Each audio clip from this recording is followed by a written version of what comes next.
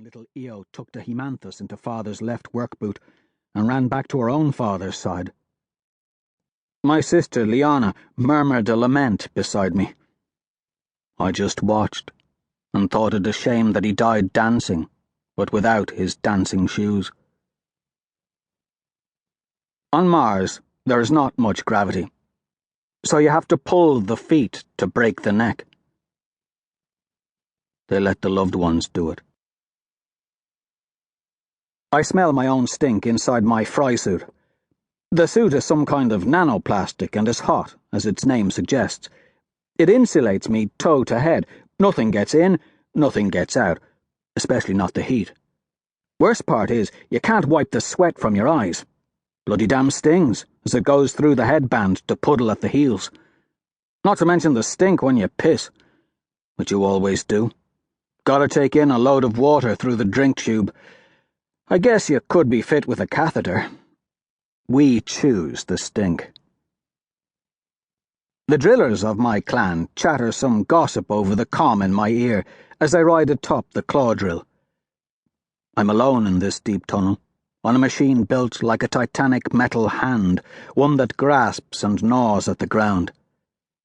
I control its rock-melting digits from the holster seat atop the drill, just where the elbow joint would be. There, my fingers fit into control gloves that manipulate the many tentacle-like drills some 90 meters below my perch.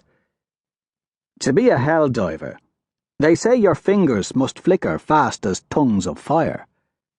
Mine flicker faster.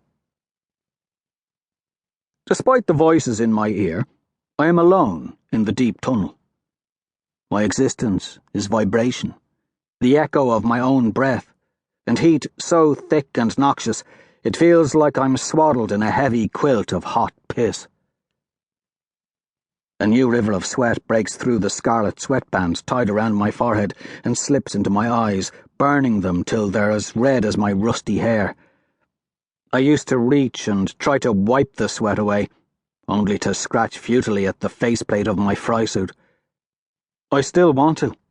Even after 3 years, the tickle and sting of the sweat is a raw misery. The tunnel walls, around my holster seat, are bathed a sulphurous yellow by a corona of lights. The reach of the light fades as I look up the thin vertical shaft I've carved today. Above, precious helium-3 glimmers like liquid silver, but I'm looking at the shadows, looking for the pit vipers that curl through the darkness, seeking the warmth of my drill. They'll eat into your suit, too. Bite through the shell and then try to burrow into the warmest place they find, usually your belly, so they can lay their eggs. I've been bitten before. Still dream of the beast.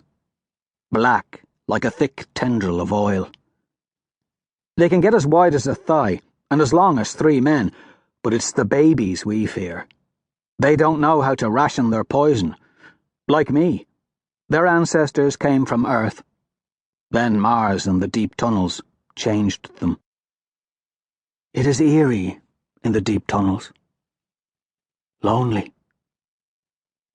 Beyond the roar of the drill, I hear the voices of my friends, all older, but I cannot see them a half-click above me in the darkness.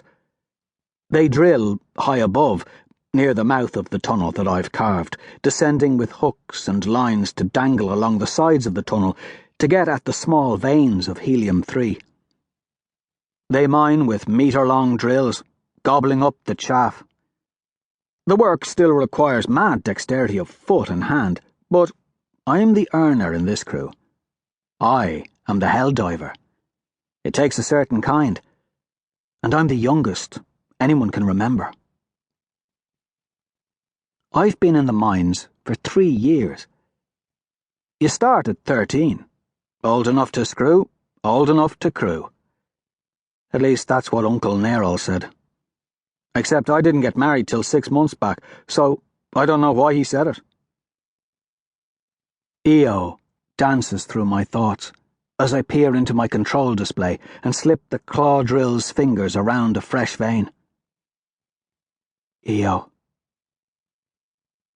Sometimes it's difficult to think of her as anything but what we used to call her as children.